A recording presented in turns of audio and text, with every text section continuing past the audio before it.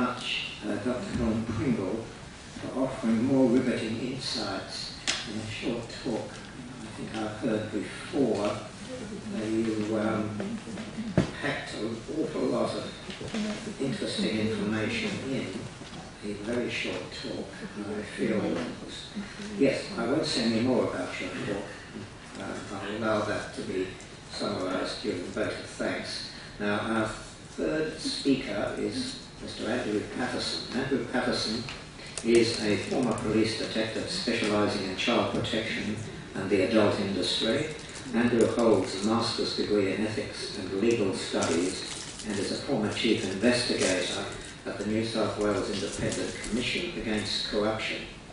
Andrew is a member of the Australian Sex Party, New South Wales, and stood as an independent candidate in the New South Wales March election in the electorate of Sydney, contesting the seat of Clover Moore. Andrew campaigns on the issues of civil liberties, equal rights, freedom of speech, religion and politics, and drug law reform. Welcome, Andrew Patterson, please.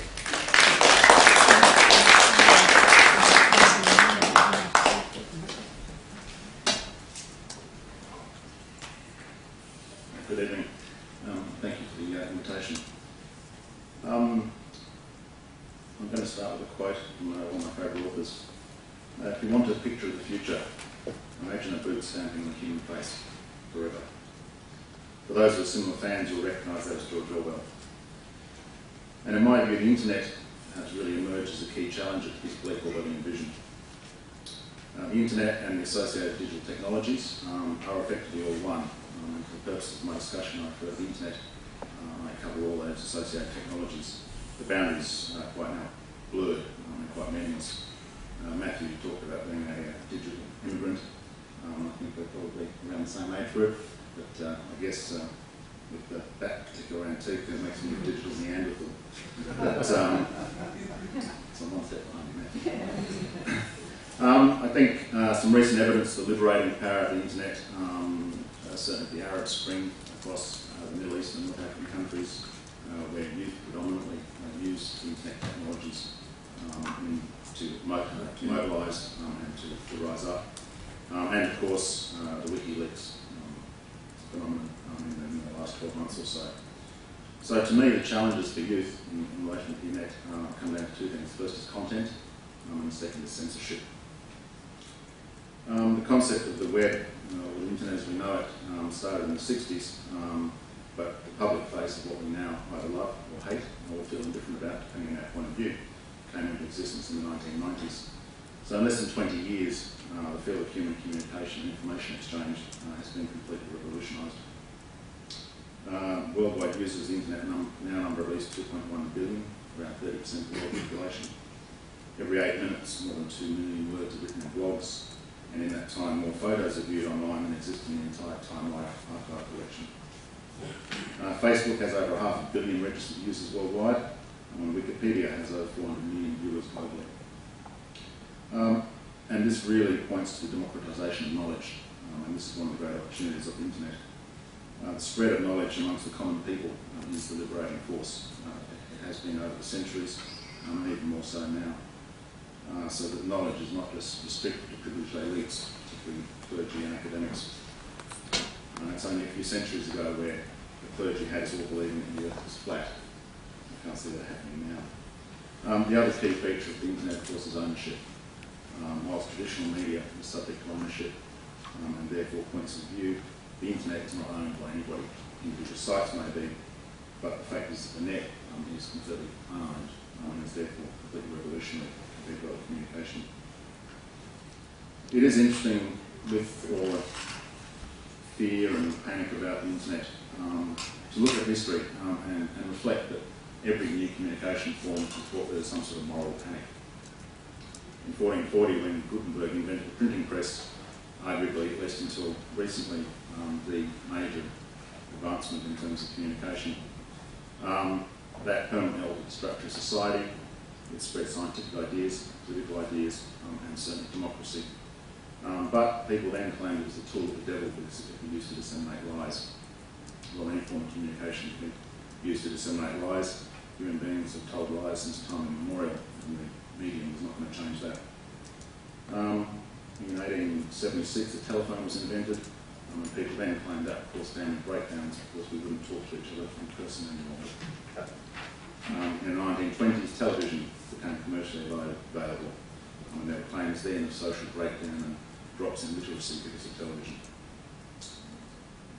In terms of content, I think there are a few areas which regularly crop up, I think are worthy of discussion. I think some of the great opportunities that exist with the internet and the associated technologies, certainly for improving communication amongst human beings, diversifying public debate across society and societies globally, and there is a massive educational value to the internet. It also means that everyone can potentially be heard, assuming that they have access to these technologies, and I'll come back to that shortly. And finally, and I think certainly reflected in the last 10 years with the growth of social media, this really reflects the human desire for recognition. It might be celebrity, it might be banal, but at the same time, it does reflect what human beings want from the technology. Certain threats and problems I've talked about and are valid, even if they're overstated at times. I think one of the key challenges for the youth in relation to the internet is in striving to make sure that we don't end up with information under the bus in society and globally. Matthew alluded to access to technologies, and I think this is a key issue to ensure that we don't end up with an underclass if we don't have access to information and the technologies. Many articles talk about dumbing down with the use of these technologies. We're losing the ability to think deeply and to reflect. Or we'll simply adjust to a different way of absorbing information. Some commentators have already talked about the infantilisation of our brains by using these technologies all the time. Mind you, if you try reading some of our print media, that probably has the same effect. And it is a valid question, are the brains of our youth becoming more inclined to constantly switching between tasks rather than sustaining attention on a particular task? The next area is that of banality. And this did not arrive with the internet, of course. Again, if you look at the mass print media, at TV, particularly reality TV, my apologies to any fans, but I have to say that Big Brother is probably one of the most banal things I've ever seen in my life. The problem here is the perception of banality with the internet. Makes it easy to justify limiting access to it. It makes it easy to criticise it as a medium. If it's seen nothing more than as a marketplace of banality. Quite a few commentators also talk about language changes with the use of the new technologies. But I have to say, language is an evolving thing anyway, irrespective of what medium we use. So we don't need to blame the internet for language changing. Yes, we have a lot of new acronyms, and even the Neanderthals like me, it's getting used to some of them. LOL, PAW, ROTFL, all around on the floor laughing, I'm told that one means. They have sort of accompanied the development of the social technologies. But anywhere we look in society, we are replete with acronyms, GFC, NBN, ETS, all the rest of it. And our language is regularly spun and bastardised in any event without the use of the technologies. A couple of examples spring to mind. I'm sure we'll all remember the former Prime Minister John Howard with core promises and non-core promises. And a marvellous piece of bastardisation which I saw in my reading. This was General Motors Corporation in the United States when they were filing for bankruptcy, describing the process as, and I quote, an expedited, court-supervised process to accelerate the reinvention of our company. It's a nice way to go bankrupt. I'll move now to censorship. Article 19 of the Universal Declaration of Human Rights states this: everyone has the right to freedom of opinion and expression. This right includes freedom to hold opinions without interference and to seek, receive and impart information and ideas through any media and regardless of frontiers. It has been reported that over 40 governments worldwide now are using some form of internet censorship. And the typical excuse is that they're protecting public morality. I'll come to our own blooming version shortly. The most extreme examples of countries using wide-ranging filtering technologies are China, Iran, Korea, Saudi Arabia, and there's about 10 on the list of those countries. In the recent Arab Spring, Egypt tried to black out the internet to stem the rising dissent and to prevent activists from organising. The blackout of the internet was 93% successful, but the dissent continued to grow. So even with 7% left, the revolution still occurred. The internet filter proposed by Stephen Conroy and the Labor government is looming. It hasn't gone away. Interestingly, Senator Conroy said earlier this year, and I quote, "Australia is a vibrant democracy where the government doesn't control the internet." However, that is exactly what he proposes to do with their proposal for an internet filter.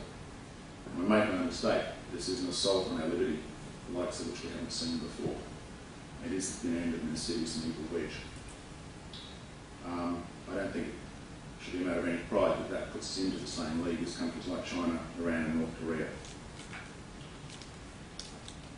Let's look at some of the reasons and try and debunk them as to the rationale for having an internet filter and censorship. Allegedly, we need an internet filter because of our government-driven fear of pedophiles. In our era, sadly, there are two foolproof ways of galvanising people without contrary argument under false pretences behind draconian anti-libertarian laws and policies. You either cite terrorists or you cite pedophiles. If you do that, you stifle debate and dissent with amazing efficiency. Historically, governments have sought to legitimise their quest for power over the people by manipulating the population to either supporting or turning a blind eye to their manifestos. Many of history's worst atrocities have occurred with the tacit approval or sullen ignorance of silent, at best, complicit at worst populations. The Holocaust, the Soviet gulags, the slave trade, and the eradication of indigenous peoples are some examples. Why is the idea of an internet filter a fallacy? Well, firstly, it simply won't work, at least not for the purpose it's allegedly intended for. Anybody who is proficient with internet technologies knows how to use proxy servers and to get around filtering systems. And believe me, and I'll come to my professional experience shortly, pedophiles will certainly be able to get around the technologies. Secondly, we seem to be being sold the message that evils, pedophilia and child pornography suddenly arrived with the internet. And the cyberspace is now just one big virtual playground overflowing with raincoat-wearing predators. I know quite a bit about child pornography and pedophiles. As a detective in the West Australian Police, I set up and ran the first pedophile investigations team in WA. And in January 1995, I and my team made the first arrest of internet child pornography in Australian history. But I can assure you, child porn did not start with the internet. Prior to that arrest, we regularly see magazines, photographs, videos, 8mm films, almost none that produced here in Australia. And any traditional methods of blocking that material hadn't worked, clearly. The other myth about the risks of pedophilia on the internet, there are some risks, I grant that absolutely. But the sad reality is that most victims of pedophiles know their abusers. The offences occur in family homes, they occur in friends' homes, they occur in institutions in our society. And in relation to porn generally, you don't need to have the internet in order to access and be exposed to pornography. I grew up in the 1970s, in my formative years. There was no internet, of course. I saw plenty of porn. So you don't need the internet to see it. The next aspect, or the next myth in relation to the filter is this issue of being a global problem. The vast majority of child pornography consumed in this country is not produced here. The proponents of the filtering system claim that it can't contribute to stopping overseas offending in this regard. I would submit this is somewhat trite. Just after the Bali 9, some of them still face execution. Just how effective our authorities are collaborating with foreign police forces when it suits them. Even if the net filter would work on a technical level, and as I've said it won't, will removing our consumer base of child pornography affect in any way international production? Of course it won't. The Australian population represents less than half of 1% of the global population. In terms of consumers, we are insignificant in the numbers game.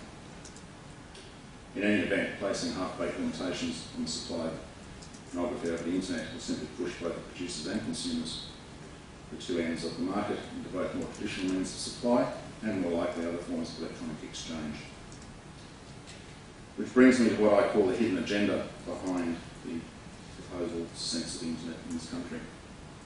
There are real things that can be done to combat pedophilia and to protect children, and particularly given my background, I'm in favour of doing everything we can to protect children in our society. Resourcing for our law enforcement agencies would be a good start. I know in my time for several years doing this sort of investigations, trying to get resources was almost impossible. It's also notable that Kevin Rudd and Stephen Conroy, when they were first moving the Internet Filter project, decided to cut the Australian Federal Police's cybercrime budget by over $2 million to put that money into the filter proposal. Another perhaps radical solution, if we were serious about child abuse, mandatory jail terms. We seem to bring them in for other things from time to time. Currently, almost nobody ever goes to prison for child pornography offences. If the government thinks it's such a serious problem in our society that they're prepared to curtail our civil liberties, why don't they make it into the serious crime that it represents? What is the hidden agenda behind the filter proposal? As I've said, the protection of children is absolutely worthwhile. But we don't ban the supply of alcohol to society because we don't want children drinking it. Same with cigarettes with adult publications. We ban them from children, not from the adult population. Although I do suspect some of the hardline conservative elements behind the filter idea would also love to curtail other aspects of our free choice. To me, it does all point back to the hidden agenda behind the filter. In conclusion, I would say the political establishment is worried, as they always are, about having control over public opinion, and therefore their grasp on power itself. This grasp is clearly under threat from complete free exchange of information, and therefore ideas to the internet neighbours. Today's youth have the possibility of a level of freedom of expression and exchange of ideas that no previous generation has ever come close to. The real challenge for our youth is to use the internet for all the significant opportunities it presents to improve the world, their world, in the future, and to defend its free and open nature. And if we do get a fair serve of banality thrown in, well, I think that's a pretty reasonable price to pay for the ultimate tool to safeguard freedom and democracy. So in closing, my message to youth is this, and thanks for if you want an alternative picture of the future, imagine the switch being flicked and all the screens going blank forever.